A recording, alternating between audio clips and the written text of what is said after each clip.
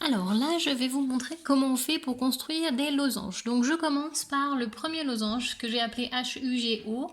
On veut que HG mesure 5 cm et que OU mesure 3 cm. Donc je commence par faire mon petit schéma. Alors le schéma, on le fait à main levée. Alors un losange, souvent c'est moche, mais c'est pas très grave, c'est juste pour vérifier si on nous donne des côtés ou des diagonales. Donc je mets les 4 lettres, HUGO. Je mets mes indications. HG est égal à 5 cm.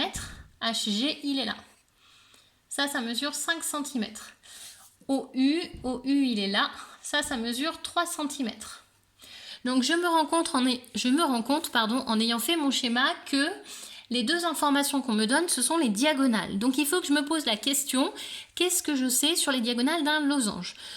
Mon losange, il a ses diagonales qui sont perpendiculaires et qui se coupent en leur milieu. Alors perpendiculaire, ok. Et si elles se coupent en leur milieu, ça veut dire que le point qui est là, c'est le milieu de cette diagonale. Donc on va avoir 2,5 et 2,5, parce que 2,5 et 2,5 ça fait 5. Et ici on va avoir 1,5 et 1,5, parce que 1,5 et 1,5 ça va faire 3. Donc je vais utiliser les propriétés des diagonales pour pouvoir tracer mon losange, parce qu'on m'a donné des diagonales. Donc je commence. Ça, c'est ce qui est censé se passer dans votre tête. Toutes ces réflexions, tout ce que moi je vous dis, c'est ce que vous devez vous poser comme question, vous demander avant de pouvoir commencer votre construction. Donc, je commence par ce segment-là, par exemple. Donc, je veux qu'il mesure 5 cm et que le point ici soit au milieu. Donc, la moitié de 5, c'est 2,5. Donc, j'ai 2,5 de ce côté, je marque le milieu et j'ai 2,5 de l'autre côté. Donc, j'ai bien noté où était le milieu. Donc ici, le point qui est là, c'est le point là. Nous avons là le point H, nous avons là le G.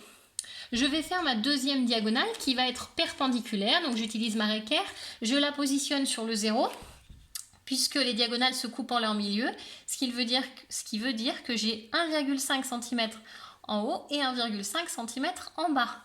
1,5 et 1,5, ça va bien nous faire une diagonale qui mesure 3 cm. Donc ici, j'ai la diagonale UO, ou OU, qui mesure, hop, hop, ici c'est égal, hop, hop, ici c'est égal. C'est ça que ça veut dire que les diagonales se coupent en leur milieu. C'est-à-dire que ce point-là, c'est le milieu de cette diagonale, et ce point-là, c'est aussi le milieu de l'autre diagonale. Maintenant que j'ai les 4 sommets, j'ai plus qu'à relier, mon losange est fait, et les longueurs égales se font toutes seules. Hop. Alors là, il faut être un petit peu précis. On prend bien le temps de poser sa règle correctement pour pouvoir tracer. Vous voyez que je ne repasse pas 1000 fois dessus. Mes traits de construction sont très fins, très légers. Hop, troisième côté et quatrième côté. Je ne mets pas les codages sur les côtés à l'extérieur parce que je ne me suis pas du tout servi de ces informations-là.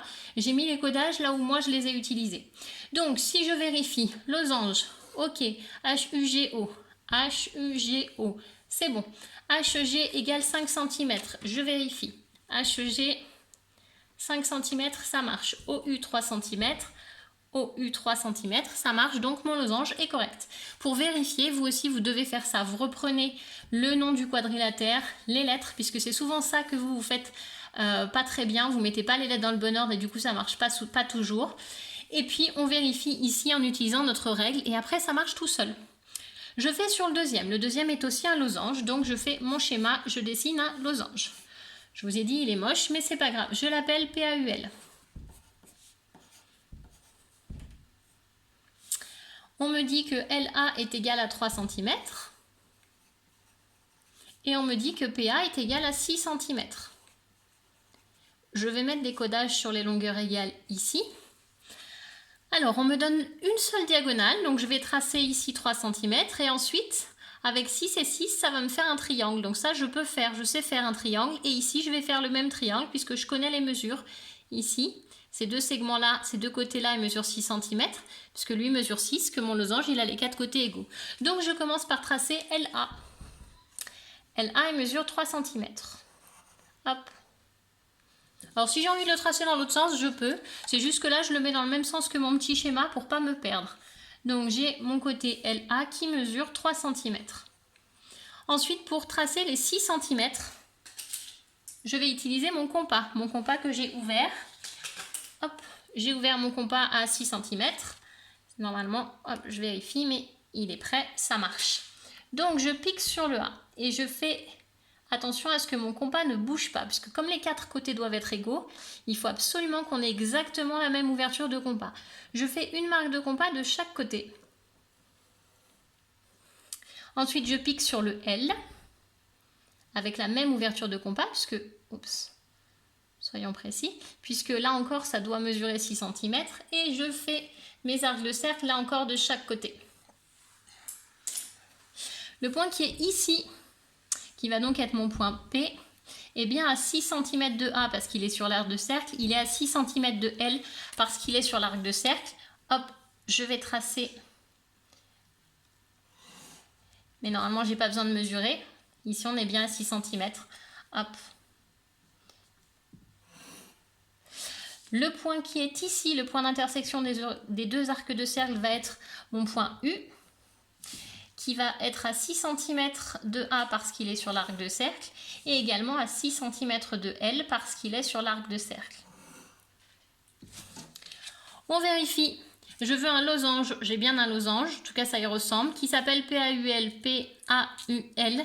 C'est important de vérifier le nom, parce que souvent c'est ça que vous oubliez, ou parfois vous oubliez d'écrire les lettres, ou vous oubliez une lettre, parce que vous avez fini, vous avez oublié d'écrire la dernière. Donc on vérifie. Ensuite, je veux que LA soit égal à 3 cm, donc je mesure bien 3 cm, et que PA soit égal à 6. Donc j'ai bien ici 6 cm, et si je vérifie, j'ai même 6 cm de partout, ce qui fait bien de ma figure un losange.